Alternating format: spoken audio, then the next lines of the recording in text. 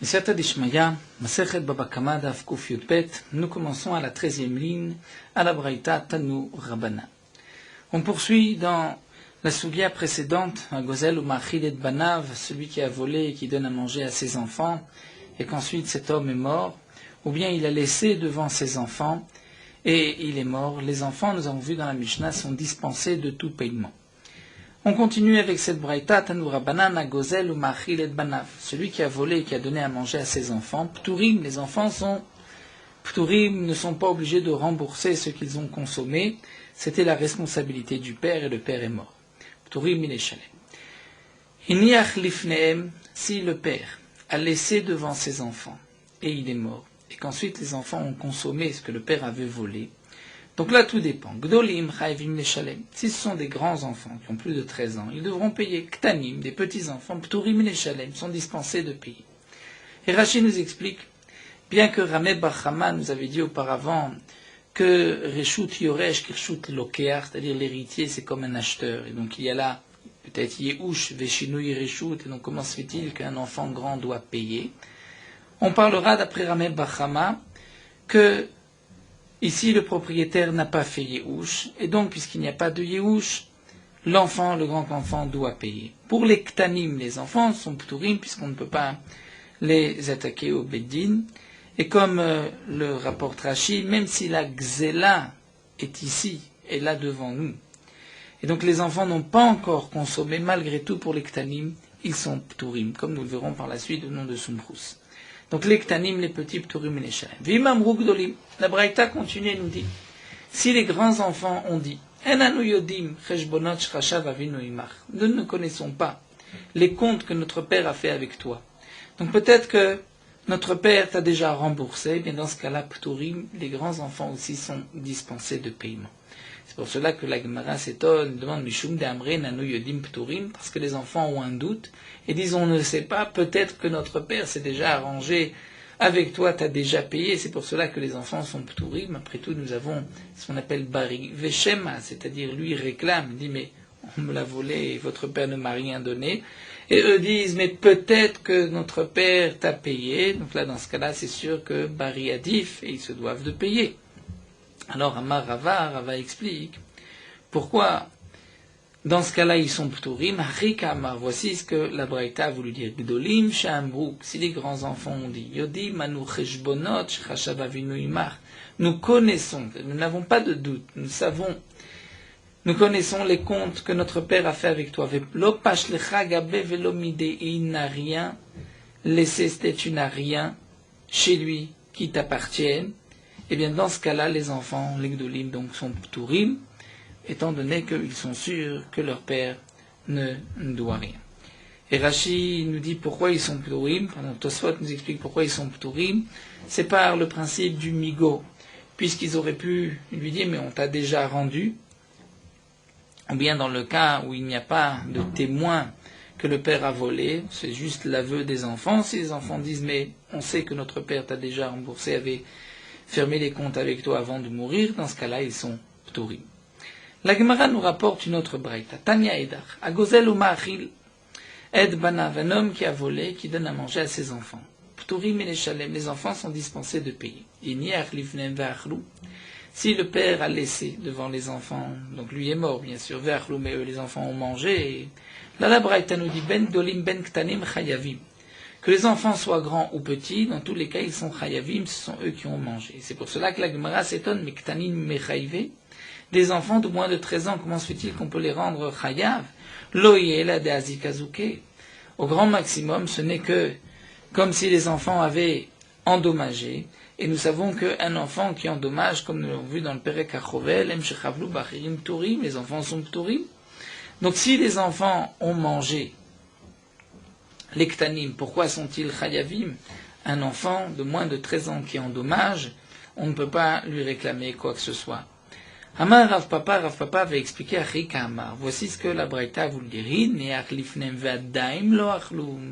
Que si le père a laissé devant les enfants et le père est décédé, mais les enfants n'ont pas encore mangé, alors là on dira Ben Dolim Ben Tanim Chayavim, qu'ils soient grands ou petits, les enfants sont Chayavim, étant donné que la Xéla est devant devant les enfants, c'est-à-dire comme nous explique Rashi, Birshuta de Marahu, c'est-à-dire comme si l'objet volé ou ce qui a été volé, la nourriture, les fruits volés, sont encore dans le domaine du propriétaire.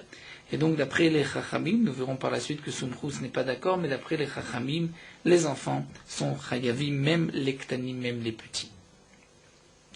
Amar Rava. Rava poursuit et nous dit, Hiniach laem aviem para sheula. Si le père a laissé avant de mourir à ses enfants une bête que lui a empruntée. Le père a emprunté une vache pour 1 mois. Après 10 jours, le père est mort. Les enfants mishtamshim baem ont le droit d'utiliser la vache kol yemei she'elta, tout le temps que le père l'a empruntée, c'est-à-dire ils ont encore 20 jours.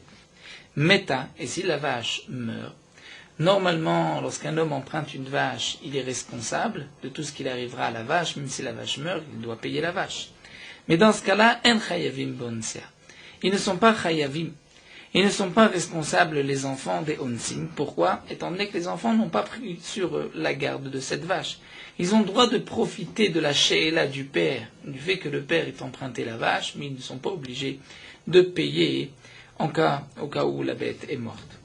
Dans le cas où kasvurim shelavi emhi, dans le cas où les enfants pensaient que c'était la bête qui appartenait au père. Le tavroua, ils l'ont égorgé, ve'achloua, ils l'ont mangé.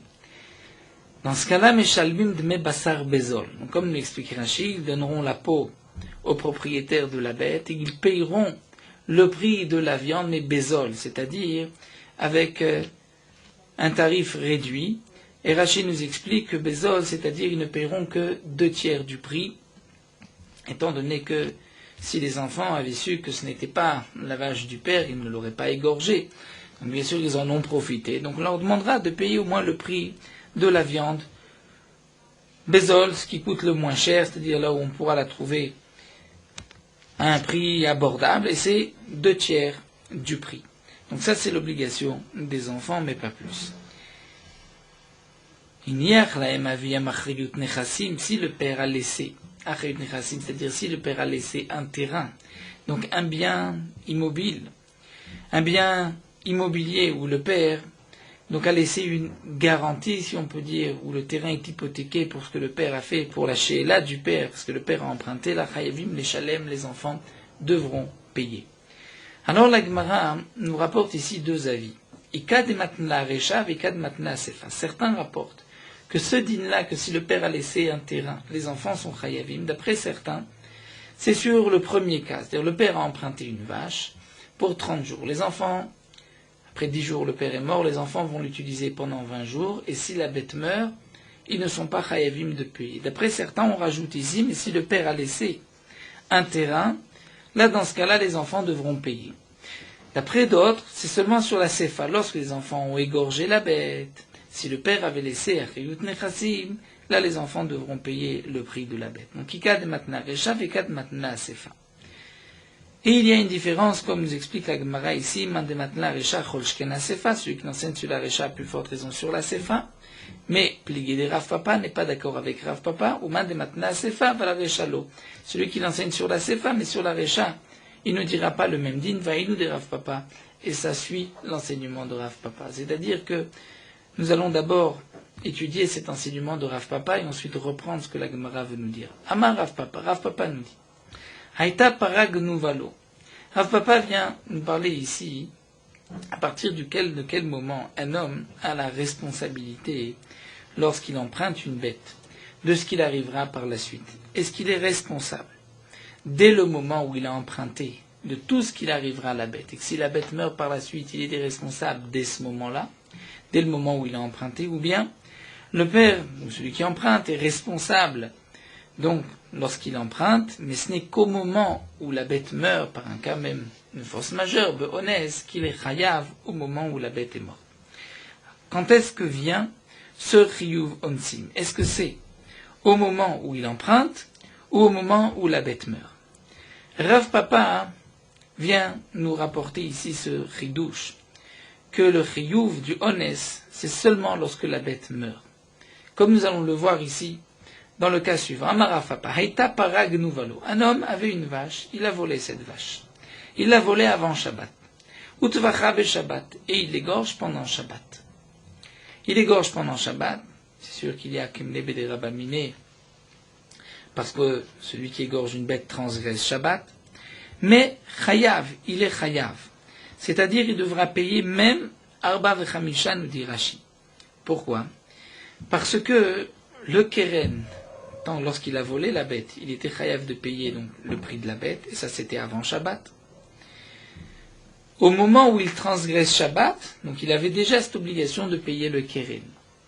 Quelle est maintenant l'obligation qu'il a pendant Shabbat? C'est de payer un Knas. Pour le Knas, il n'y a pas de Kamle Beder Bamine. Ce n'est pas parce qu'il a un Chiyuv Mita, parce qu'il a transgressé Shabbat, qu'il sera dispensé de payer le Knas. Donc il payera aussi le Knas Shekva Chayav Bigneva. Il était déjà Chayav de payer le prix de la bête Kodem Sheavo l'Isur Shabbat avant d'arriver au Isur Shabbat.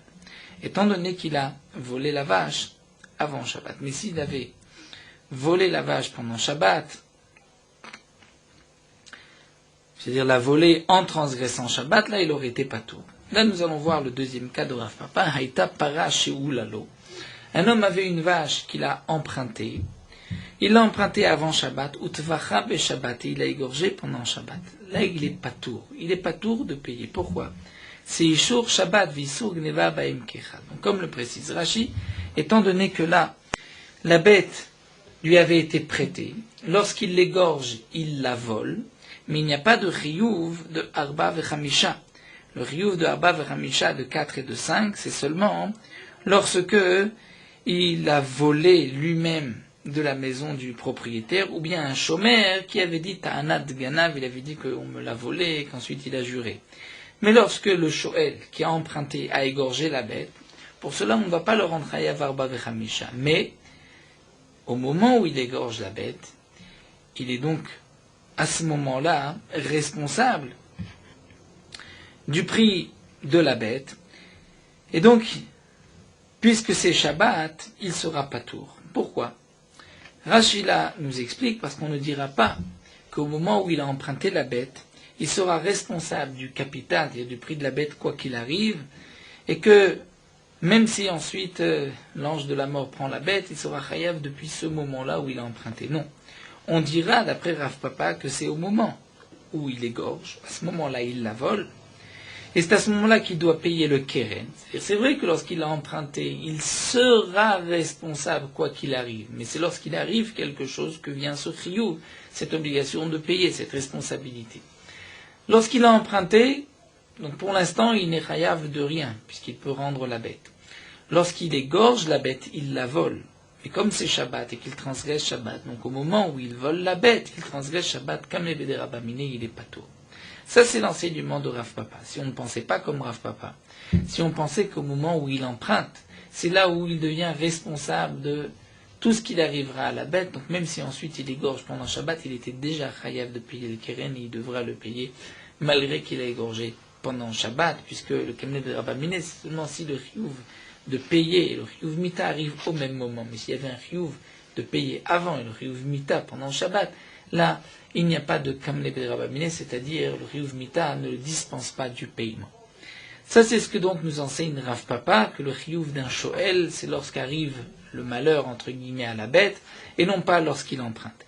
Si c'est ainsi, on peut revenir et maintenant comprendre dans cet enseignement de Rava, où Rava nous avait dit le père a emprunté une bête et la bête est morte, meta. Les enfants ne sont pas responsables du honès. Ensuite, nous avons une sefa qui viendrait dire, c'est-à-dire la dernière ligne, une phrase que si le père a laissé des biens, là les enfants sont chayavim. Si les enfants sont chayavim, c'est qu'on n'est pas d'accord avec Rav Papa. Pourquoi les enfants sont chayavim lorsqu'il y a une achayut nechassim? C'est qu'on dit que le père avait déjà le terrain hypothéqué, c'est que donc le chiyuv de payer la bête était déjà arrivé du vivant du père. Donc lorsque le père a emprunté, il était responsable de tout ce qu'il arrivera à la bête. Et si le père est mort et a laissé des terrains, les terrains sont hypothéqués pour pouvoir restituer la bête à son propriétaire. Si ensuite les enfants ont utilisé la bête et que la bête est morte chez les enfants, c'est vrai que le honès s'est produit chez les enfants, mais si on n'est pas d'accord avec Rav Papa, bien que le Honès soit produit plus tard, le Riyou vient à partir du moment où on a emprunté. Et donc, puisque le père avait laissé un terrain, le terrain est hypothéqué pour cette dette et les enfants doivent payer. C'est ce que la Gemara nous a dit, que celui qui l'enseigne sur la Récha, sur Meta, alors à plus forte raison lorsque ce sont les enfants qui l'ont égorgé. Mais celui qui l'enseigne seulement sur la Sefa, c'est-à-dire que dans le cas où les enfants ont égorgé la bête, ou là, si le père a laissé des biens, donc dans ce cas-là, on dira que, puisque les enfants prennent la place du père et qu'eux l'ont mangé, donc ils devront payer parce qu'ils ont laissé, parce qu'ils ont un terrain du père, donc ils devront payer le prix de la viande au prix qu'elle coûte et non pas aux 2/3. Mais dans le cas de la Récha où la bête est morte, même si le père a laissé un terrain, les enfants ne seront pas chayav, d'après Rav Papa. Pourquoi? Parce que le riyuv de payer lorsqu'on emprunte une bête n'est pas à partir du moment où on emprunte, mais lorsqu'arrive le malheur. Et donc lorsqu'est arrivé le malheur, c'était chez les enfants. Et les enfants, eux, n'ont pas pris cette responsabilité. La Gemara continue, Tanu Rabbanan, nous avons une autre braïta. Veishiv et takzela asher gazal, le voleur doit rendre ce qu'il a volé, asher gazal, comme il a volé. L'objet volé, asher gazal, qu'il a volé. Matamudama asher gazal. Pourquoi la Torah dit asher gazal? Bien sûr qu'il rendra la gzela, ce qu'il a volé. Donc l'objet volé, asher gazal, qu'il a volé. Pourquoi répéter? Takzela, asher gazal. Et là pour nous dire, yarzir ken she gazal. Il rend comme dans le même contexte que ce qu'il a volé. C'est-à-dire que si la gzela est ici, il devra la rendre. Mais si la gzela n'est pas là, il n'est pas tour. Et donc, nous dit Rashi, il est impossible de l'expliquer pour lui-même, pour le voleur, puisque même si ce qu'il a volé n'est pas là, il se doit de payer le prix de ce qu'il a volé.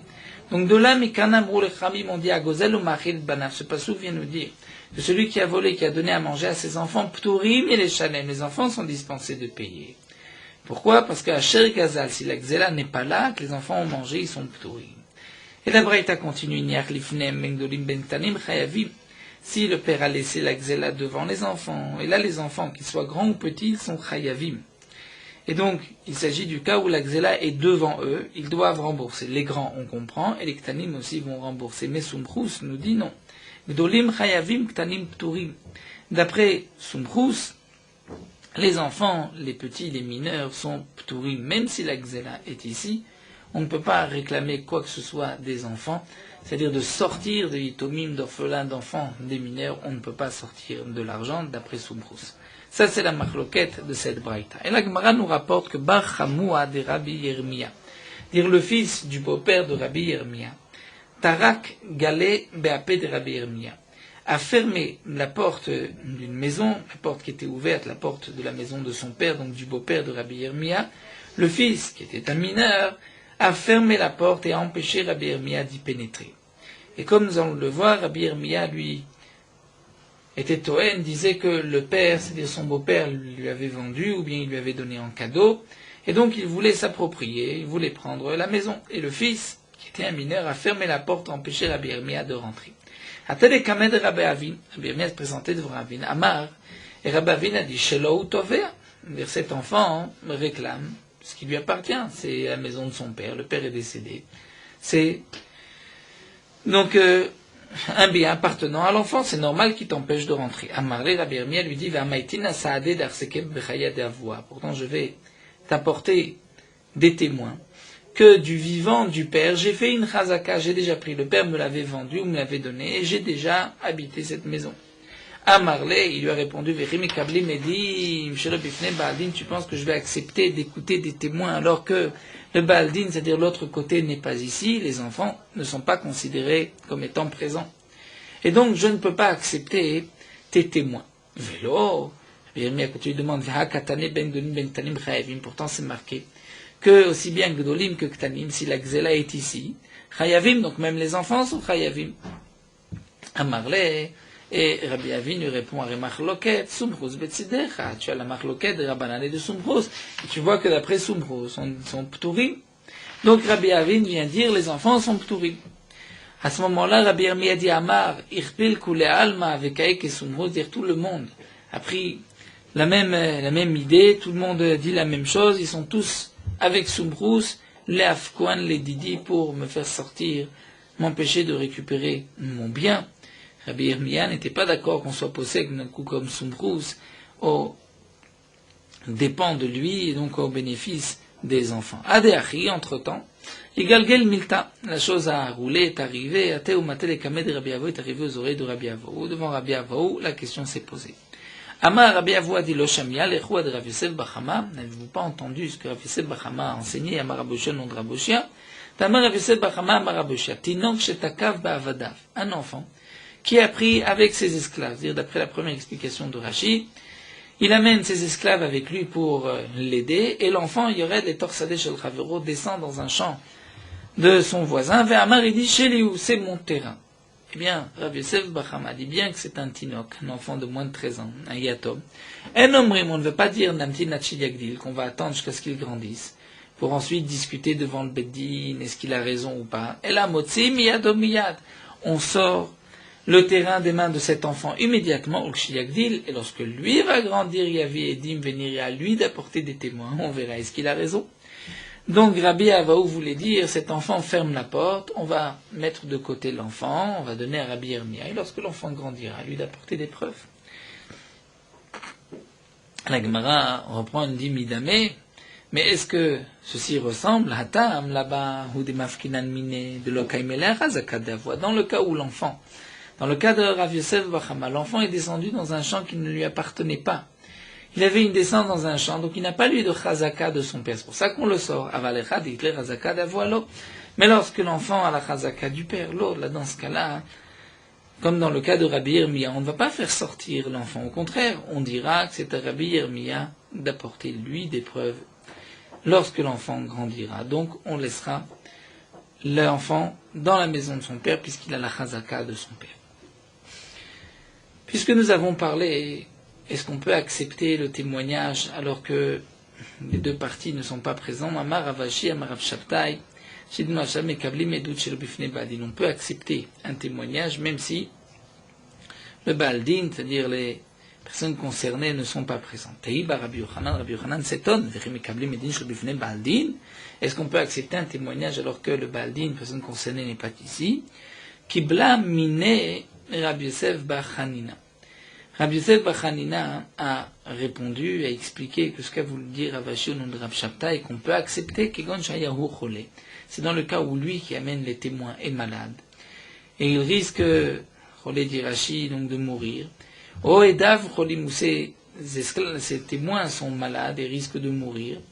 Et donc, si on ne les fait pas témoigner immédiatement, on ne pourra pas par la suite. Ou un homme a des témoins.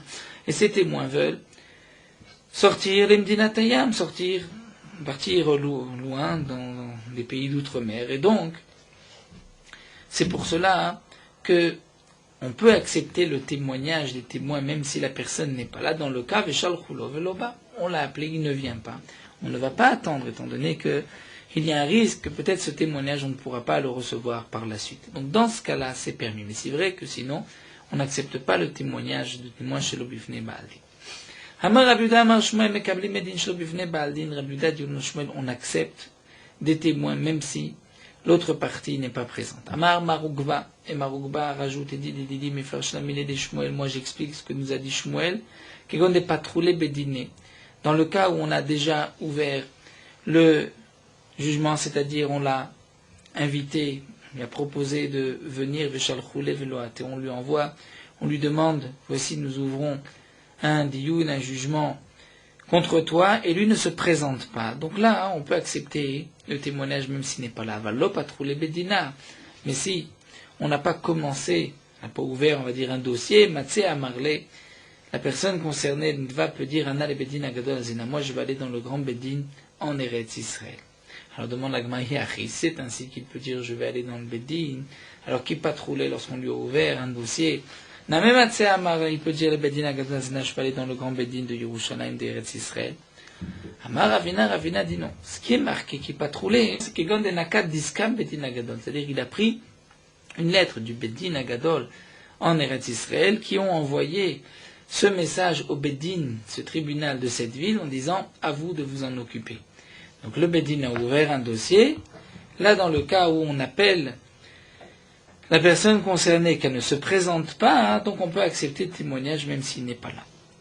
Amarav, Rav nous dit, puisque nous avons parlé d'accepter un témoignage lorsque la personne concernée n'est pas présente, Amarav, Rav nous dit, mais kaimim et ashtar shelo bifne baldin. On peut aussi faire un kiyum shtarot. Lorsque nous avons deux témoins qui ont signé un shtar, nous devons authentifier les signatures.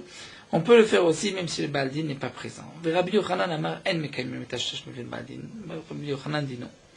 Donc si c'est par exemple le malvé qui veut authentifier le shtar, lorsque lui a prêté de l'argent, c'est marqué dans le shtar qu'un tel lui a emprunté de l'argent, d'après Rav, on pourra authentifier les signatures, même si le lové qui a emprunté n'est pas présent. D'après Rabbi Yochanan, non, il faut que le lové soit présent.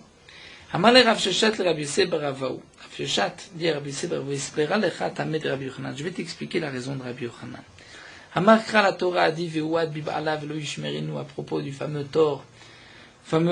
taureau Mouad, du shor Mouad, où la Torah dit on lui a fait une ada'a devant ses propriétaires, velo yishmerinu ne l'a pas gardé. Amra Torah, la Torah dit Yavo ba'al hashor v'yamod al shoro, que le propriétaire du shor vienne et qu'il soit debout à côté de son taureau. C'est-à-dire que la hada'a doit se faire avec le propriétaire du taureau. Lorsqu'on vient témoigner contre le taureau qu'il a encore né, il faut que le propriétaire soit aussi présent.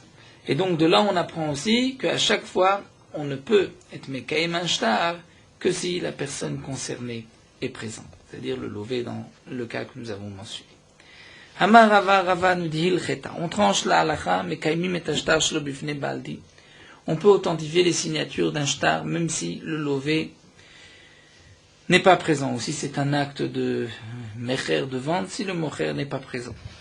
Vaflo omed vetzavach. Et même si le lové est là, et il crie, il dit, ce shtar et mezouyaf a été falsifié. Malgré tout, on pourra authentifier la signature s'il y a deux témoins. Veillez à marrer dans le cas où il dit Nakit ou Lizimna, donnez-moi un moment, un temps, Ademaitina Saade. Je vais apporter des témoins au Maranal, les shtar, qui vont prouver que le shtar n'est pas valable. Naktin, on accepte, et on lui donne un moment, on lui donne un temps. I ata, s'il se présente à la fin, une fois que ce moment est arrivé à terme, alors il est arrivé. Il ata, s'il n'est pas revenu, Natrin nanle, on va l'attendre on va l'attendre lundi, jeudi et lundi, puisque le Beddin siégeait le lundi et le jeudi. Donc on l'attend 3 jours où le Beddin siège. Iloata, s'il ne se présente pas après tout cela, kadvinan pticha milave. On va écrire pticha, c'est-à-dire, nous explique Rashi, un shtar, comme quoi on va l'excommunier puisqu'il ne paye pas sa dette. Et pendant Teshin Yomin, pendant 90 jours, il va garder cette excommunication avant qu'on fasse une saisie. Pendant les Tlatim Kamael, les premiers 30 jours, l'onartinan nirse, on ne descend pas dans ses biens, on ne fait pas de saisie. D'Amrinan, parce qu'on va dire ainsi, que quoique des imours, on va dire, Katarar Bezouzé, Venizov, c'est-à-dire il cherche de l'argent, et il va chercher comment emprunter de l'argent. Donc on lui donne les premiers 30 jours. Mais si et les deuxièmes 30 jours, on ne fait pas une descente dans ses biens. Pourquoi d'Amar, on va dire, Dilma lo ashkar le mezaf. Peut-être qu'il n'a pas trouvé à emprunter. Et maintenant il se dit qu'il veut vendre. Batraename, les 30 derniers jours, l'onartinan nirse, on ne fait pas non plus une saisie, on ne descend pas dans ses biens. D'Amar, parce qu'on dit peut-être qu'il a trouvé un acheteur. Mais le car bouffé, katarar bezouzé. L'acheteur, lui-même, Katarar Bezouzé, cherche de l'argent, et donc on attend les 90 jours. Au bout de 90 jours, Loata, s'il ne se présente pas, Kadvinan Adrachta Nirse, on va écrire, dit Rashi, le Psakdin, dire ce que le tribunal a tranché, que le malvé qui a prêté peut descendre dans les biens du lové et prendre ce terrain. Mais tout ce que nous avons dit qu'on va attendre 90 jours d'Amaratina, parce qu'il a dit je viens, Avalamar Loatina, mais s'il dit non, je ne viendrai pas, l'Alta Kadvinan, immédiatement on pourra écrire le shtar de Adrachta. Tout ceci n'a été dit que Bemilva, si c'est un prêt, Aval Bepikadon, si on lui réclame un objet qui lui a été confié, l'Alta Kadvinan, là on ne lui donne pas de temps. Immédiatement, s'il ne vient pas, on va écrire un acte, un shtar comme quoi un propriétaire peut faire une saisie. Et lorsqu'on va écrire, lorsqu'on écrit une adrachta, c'est-à-dire qu'il peut descendre et prendre une partie des biens du malvé, que le malvé peut prendre une partie des biens du lové, c'est seulement un mekarkei. C'est sur les terrains du lové. Avala metal telelo, mais pas sur des objets mobiles du lové. Parce que, même si donc le malvé fait une saisie, il prend un terrain, peut-être que le lové va chercher à prouver son innocence, que c'est lui qui a raison, et donc il va ensuite apporter des témoins. Et si le malvé lui a pris le terrain, donc il lui rendra le terrain. Mais si on a fait une saisie sur des objets mobiles, alors des machamit fachilou malvé, les métal télé, peut-être que le malvé va s'empresser de les consommer et de les utiliser. Et lorsque le lové viendra au Maïté Saadé, apportera des témoins marlel et shtaré contre le shtar, l'homme ashkarmid et nemigvé, il ne trouvera rien, il n'aura rien à reprendre puisque le malvé aura déjà utilisé, déjà fait disparaître les métal télim. Donc on écrit une adrachta seulement sur des terrains. Vite les mekarke, les malvés, mais dans le cas où le malvé, qui a emprunté et qui veut faire cette saisie à lui des terrains, alors kadvina, on peut écrire. On peut écrire parce qu'au pire, même si, donc on écrit sur des objets mobiles, même si au pire, il les a consommés, il les a utilisés, ils ne sont plus là, on pourra faire une saisie sur les biens du malvé. Vélo, mais la Gemara reprend et dit non. Adrachta metatello kadvina. En aucun cas, on écrit une saisie sur des objets mobiles, des biens mobiles. Pourquoi? Afalgav de hitle mekarke, et que même si le malvé a des terrains, parce que chayshnan shema tarsif, on craint que ces terrains vont s'abîmer, et si ils vont s'abîmer, ils vont perdre de leur valeur. Donc tarsif, dit Rashi ici, tabo, c'est-à-dire qu'ils vont devenir sadebo, qu'on ne peut pas semer. Et donc, le lové va perdre, puisque on a fait une saisie sur ses biens mobiles, lorsqu'il prouve son innocence, il ne peut rien récupérer. Donc la Gemara nous dit, Vir kadvina nadrachta, et lorsqu'on écrit nadrachta, un acte de saisie, modin alé, on lui fait savoir, vanemil mikra, mais dans le cas seulement où il est proche. Donc dans la Gemara, nous verrons par la suite, lorsqu'il est proche, à un jour de marche d'ici, et d'après le Rambam, à 2 jours de marche, avan michak, l'homme ici, il est loin, non. Il n'est pas nécessaire de le prévenir. Veim michag, mais s'il est loin. Veika krovim, il a des proches parents. Ou bien iname kashairate de azlevatu hatam, il y a des caravanes qui font l'aller-retour, qui vont aller là-bas et qui vont revenir. Alors machine n'a très on va patienter, attendre 12 mois. Ad azlavate shairate, le temps que cette caravane puisse aller, le trouver, et donc s'il ne revient pas, on va faire une saisie sur ses biens. Qu'il y a des ravina. Comme ce que l'Agma nous rapporte, Ravina, Shahal et Maracha, Tresa Yacheshate, a fait patienter à Maracha, et donc, nous dit Rashi, Maracha avait un chov, c'est-à-dire, Maracha avait prêté de l'argent et le lové n'était pas présent. Et donc, Ravina a fait patienter à Maracha 12 mois, Ad Azlev Atashairate, Mibechuzaï, le temps que la caravane puisse aller et revenir de cet endroit de Bechouzaï où se trouvait celui qui avait emprunté de Maracha. Donc on voit que parfois, s'il y a une caravane, on attend 12 mois. Vélo, il me dit l'Agma, non. C'est différent. Là-bas, celui qui devait de l'argent à Maracha était un homme puissant. Et donc il y avait Matéad Rachta Leyadé, même si on avait écrit avec des saisies dans ses mains, on n'aurait rien pu sortir de chez lui, puisque c'est un homme fort, un homme puissant, qui ne nous aurait pas laissé. Havalacha, mais dans un cas normal, lo natrinale, on n'attend pas. Et là, Aziz Shlicha, betlate beshabata. Bon, le temps que, comme le Bédine a siégé le lundi, le Shliach, le messager du Bédine, part le mardi, va à Tabarba, il revient le mercredi, beshabata, vel chamsha, beshabata, le jeudi, kaibedina. On va donc s'asseoir au Bédine pour faire la saisie de ses biens. Amar Ravina, continue et nous enseigne. Haïshlucha de Rabbana, un shliach, c'est-à-dire lorsque le Bédine va envoyer un shliach pour appeler une personne, même ninan le kebetri, et que le shliach revient et dit cette personne ne veut pas venir, on le croit comme si c'était 2 témoins. Vanemele le shamta, mais c'est seulement pour excommunier la personne. Donc le shliach Bédine a été appelé, il revient et dit il ne vient pas, on va l'excommunier. Aval le pticha, mais si on veut les ptira, c'est-à-dire ici dans ce cas-là, nous dit Rashi, la ptira, c'est-à-dire écrire un shtar, shamta, c'est-à-dire on va écrire un shtar comme qu'on l'a excommunié, là c'est différent. Kevan de mamona kamersarle, étant donné que le shliach indirectement va faire perdre de l'argent à cette personne qui n'est pas venue. Pourquoi? Les kabael metev les zouza les safra, c'est-à-dire lorsque le shliach bedin a été chercher, on va dire, le lové qui a emprunté. Et que le shliach bedin vient dire, le lové ne veut pas venir. On va écrire, on va l'excommunier, on va écrire un shtar. Le sofer, le scribe qui a écrit, doit se faire payer. Qui va le payer? C'est que lorsque le lové reviendra au bedin et qu'il va demander qu'on lui enlève la shamta, alors on lui dira, avant tu dois payer au scribe les frais de ce papier. Donc puisque le lové, dans ce cas-là, devra par la suite sortir de l'argent si on fait écrire un shtar shamta, eh bien, le shliach bedin ne sera pas neeman, c'est-à-dire ce n'est pas suffisant s'il lui vient dire il ne veut pas venir, puisque à cause de lui, on fera ensuite faire sortir de l'argent du lové, donc là, il nous faudra 2 témoins. Amar Ravina, Ravina nous dit, Ravinan zimna apuma deiteta. On donnera, donc zimna, c'est-à-dire une invitation au bedin, apuma sur la bouche d'une femme, apuma des cheveux ou de voisins. C'est-à-dire que le bedin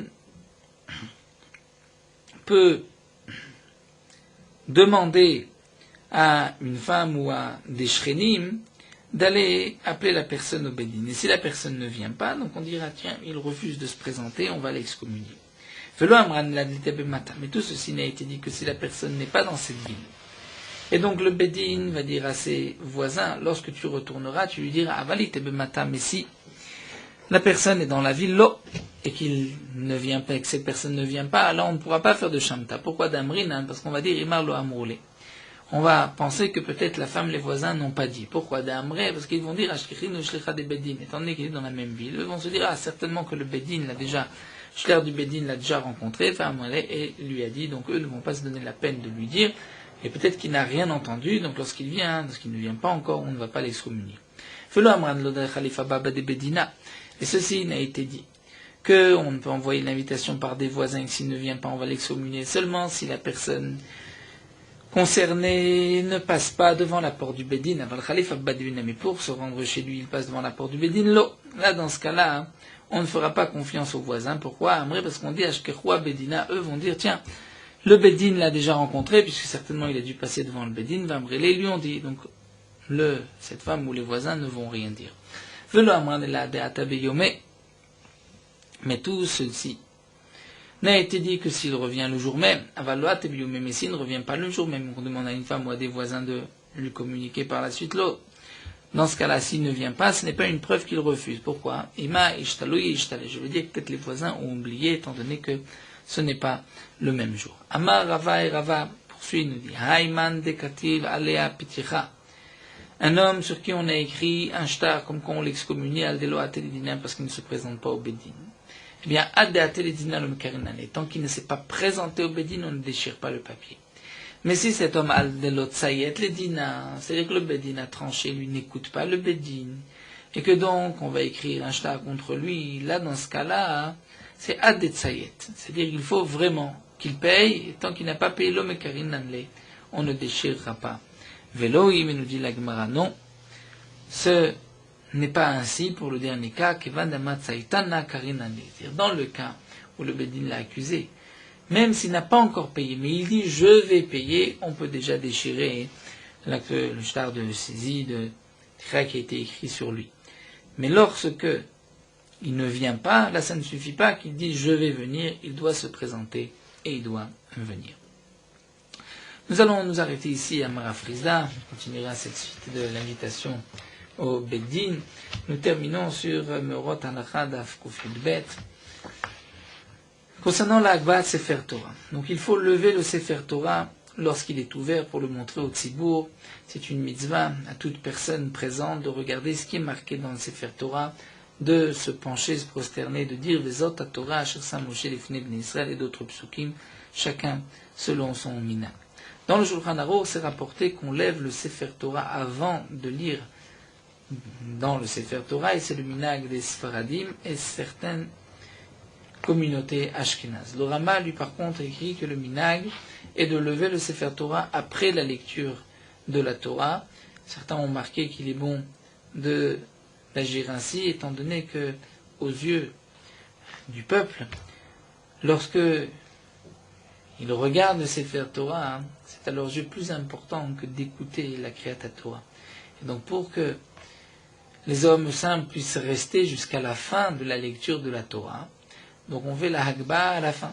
Parce que si on avait fait la Hagba au début, ils vont se suffire à la Hagba, puisqu'ils ont vu le Sefer Torah, ils ne vont pas écouter la Kriyat Torah. Celui qui lève le Sefer Torah devra ouvrir le Sefer Torah, qu'il y ait l'équivalent de 3 colonnes, 3 amoudim.